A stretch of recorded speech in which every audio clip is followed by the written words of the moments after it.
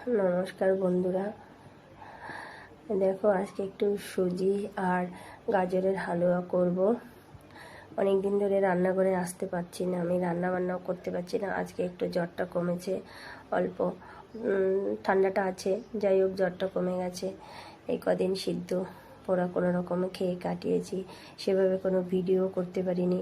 এটা আজকেই করলাম এবং আজকেই আমি এই জন্য ভিডিওটা আমি আজকেই ছেড়ে দিচ্ছি। আমার বড় মেয়েটা বলছে, মা অনেক দিন ধরে কিছু খাওয়া হচ্ছে না, একটু হালুয়া করে খাওয়াবে, খুব খেতে ইচ্ছা করছে। বোন তো দুধ খায়নি, মানে ছোটো মেয়ের জন্য একটু দুধ এনেছিলাম, ও দুধটা খায়নি, বলছে দুধটা রয়েছে তাহলে একটু করে দাও না। তখন ভাবলাম ঠিক আছে, একটা গাজর রয়েছে, তাহলে গাজর সুজির হালুয়াটা করে দিই। তা দেখো, এমনি তো প্রচণ্ড গরম পড়েছে, এসব খাওয়া দাওয়া এমনিতে আমরা নর্মাল খাবার দাবারই খাই সবসময়, আমাদের অত হাই ফাই খাবার দাবার চলে না। তো ওরা তো বাচ্চা মানুষ, মাঝে মধ্যে একটু বায়না করে ফেলে, আর মায়ের মন তো বাচ্চারা বায়না করলে তখনই যতই কষ্ট হোক করে দিতেই হয়। যেভাবে পারি একটু যোগাযন্ত্র করে দিই। দেখো গাজরটা পুরো গ্রেট করে নিচ্ছি, পুরো গাজরটাই গ্রেট করে নেব। খুব খুব গরম পড়েছে, এত গরম বাবা সহ্য করা যাচ্ছে না, ফ্যানের হাওয়া তো বোধহয় গায়ে লাগছে না, এরকম অবস্থা। প্রচুর পরিমাণে জল খাচ্ছে, তাও যেন হাত পা জ্বলে পুড়ে যাচ্ছে। তোমরাও প্রচুর পরিমাণে জল খাবে, যত জল খাবে তত শরীর ভালো থাকবে। এই দেখো হাফ কাপ মতো সুজি ছিল, এই যে সুজিটাও নিয়ে নিলাম, এটাও দেবো পরে, ভেজে নেব সুজিটা সাথে। আগে গাজরটা ভাজবো। এই দেখো একটা ফ্রাই প্যান অনেক দিনের পুরানো ঘরে ছিল, বললাম না যে আগে আমার মোটামুটি টুকটাক জিনিসপত্র কেনা ছিল। যবে থেকে লকডাউন হলো তবে থেকে আমার কাজকর্ম সব বন্ধ হয়ে গেল, পারিবারিক অবস্থাও আস্তে আস্তে খারাপ হতে চললো। এখন আমাদের মোটামুটিভাবে চলে যাচ্ছে দিন। এই সেই অনেক দিনের পুরনো একটা ফ্রাই প্যান, সেটা ঘরে ছিল, তোলা কখনো কাজে লাগাইনি, আজকে একটু নামালাম। সেই ফ্রাই প্যানটাতেই এটা বসালাম, একটু ঘি ছিল, ঘি দিয়ে দিলাম 1 চামচ মতো। আর এবার ঘিতে গাজরটা ভেজে নেব। তোমরা আশীর্বাদ করো আমাদের জন্য, ভগবান যেন আমাদের অবস্থার পরিবর্তন দেয়, আমরা যেন আবার সেই আগের মতো আগের জায়গায় ফিরে আসতে পারি, যেন মোটামুটি খেয়ে দিয়ে ভালো থাকতে পারি। এখন দেখো যেভাবে ভগবান চালাচ্ছে সেভাবেই চলছি, মোটামুটিভাবে চলছে। সব সময় সব জিনিস বায়না করলে করা যায় না। যাই হোক আজকে ঘরে অনেক জিনিস ছিল, তাই বলেছে বলে তাই করে দিতে পারছি। সুজিটাও দিয়ে দিলাম, গাজরটা ভাজা হয়ে গেল, সুজিটাও দিয়ে দিলাম। এবার দুটো মিলিয়ে ভেজে নেব। এগুলো আস্তে আস্তে করে এভাবে ভেজে নেব। 10 টাকার কাজু কিশমিশ নিয়ে এসেছিলাম, ওটাও দিয়ে দিলাম এর মধ্যে।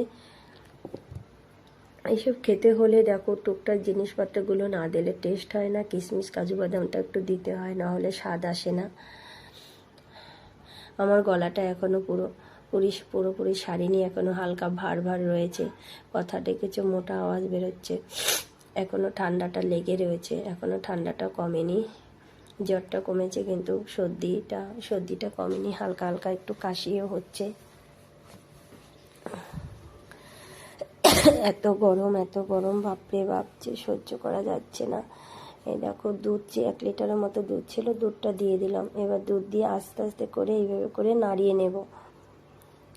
নাড়াতে নাড়াতে একদম ঘন হয়ে যাবে, তারপরে চিনি দিয়ে দেব। এইভাবে করে নাড়তে থাকবো যেন লেগে না যায়, এই জন্য এইভাবে ঘন ঘন বারবার করে এইভাবে করে নাড়তে হবে। কালারটা না খুব সুন্দর আসবে, যেহেতু গাজর দিয়েছি। এই দেখো কালারটা আসতে খুব সুন্দর হয়ে যাবে যখন, তখন তোমরা দেখবে খুব সুন্দর একটা কালার এসছে। এবার চিনিটা দিয়ে দেবো, হাফ কাপ মতো চিনি। আমরা একটু মিষ্টি কম খাই, হালকা মিষ্টি খাই, তাই জন্য কম চিনি দিয়েছি। যারা বেশি মিষ্টি খেতে পছন্দ করো তারা বেশি চিনি দিয়ে দেবে। দেখো এইভাবে করে নাড়াতে নাড়াতে একদম পুরো আঠালো হয়ে যাবে, পুরো ঘন হয়ে যাবে, একদম পুরো ঘন করে নিতে হবে। পুরো জলটা, ওই চিনির জলটাও মেরে নিতে হবে, চিনিটা গলে যাবে। সেটাকে ভালো করে নাড়িয়ে একদম পুরো শক্তর থেকে একটু নরম রাখতে হবে, তারপরে একটা থালায় নামিয়ে নেব। আমি এটা দেখো কিভাবে কি করি, দেখতে থাকো, তারপরে বলছি। দেখো এই দেখো নাড়াতে নাড়াতে একদম পুরোই হয়ে গেল, ঘন হয়ে গেল, নামিয়ে নেব।